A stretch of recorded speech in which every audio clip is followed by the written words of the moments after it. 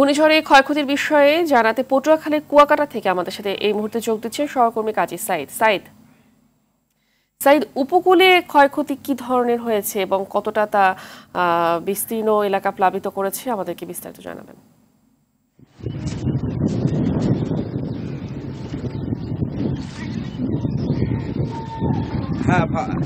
হ্যাঁ ফাহমিদা, আপনি যেমনটা জানতে চেয়েছেন, আসলে উপকূল থেকে যে ঘূর্ণিঝড় রেমালের প্রভাব কিছুটা কেটে গেছে, কিন্তু গতকাল থেকে কিন্তু এখনো কিন্তু আকাশ গোমট অন্ধকার রয়েছে। নগদে 500 টাকা বা তার বেশি পেমেন্টে পেতে পারেন ঢাকায় জমিসহ 20 কোটি টাকার পুরস্কার।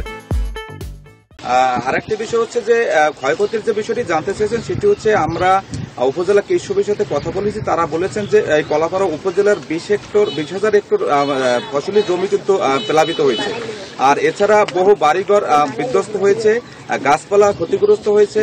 তবে এখন পর্যন্ত উপজেলা প্রশাসনের তরফ থেকে কিন্তু এই ক্ষয়ক্ষতির সঠিকভাবে নিরূপণ করতে পারেনি। তারা একাধিক টিম মাঠে কাজ করছে। আজকে বিকাল নাগাদ তারা আসলে ক্ষয়ক্ষতির পরিমাণ তারা জানাতে পারবে। আর 3,000 মাছের ঘের এবং পুকুর কিন্তু আসলে প্লাবিত হয়েছে। আমি যে জায়গাটি দাঁড়িয়ে দেখতে পাচ্ছেন যে এখন এই জায়গাটি কিন্তু আসলে পানিতে প্লাবিত রয়েছে। তবে আজকে রাত্রে কালকে বিকাল 5টা থেকে আজকে কিন্তু পানি বৃষ্টি না হওয়ার কারণে কিন্তু অন্তত 1 ফুট পানি কিন্তু ইতিমধ্যে কমে গেছে। আরেকটি বিষয় হচ্ছে যে উপজেলার কিন্তু 2টি জায়গায় কিন্তু বেড়িবাঁধ বিধ্বস্ত হয়েছে। সেখানে কিন্তু বেড়িবাঁধ বিধ্বস্ত হওয়ার কারণে কিন্তু মানুষের আরো বেশি ক্ষতি হয়েছে।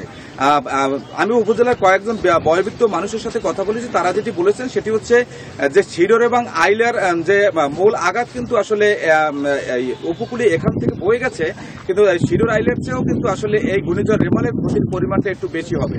ফাহমিদা, এই ছিল আমার কাছে কুয়াকাটা থেকে সর্বশেষ। ধন্যবাদ।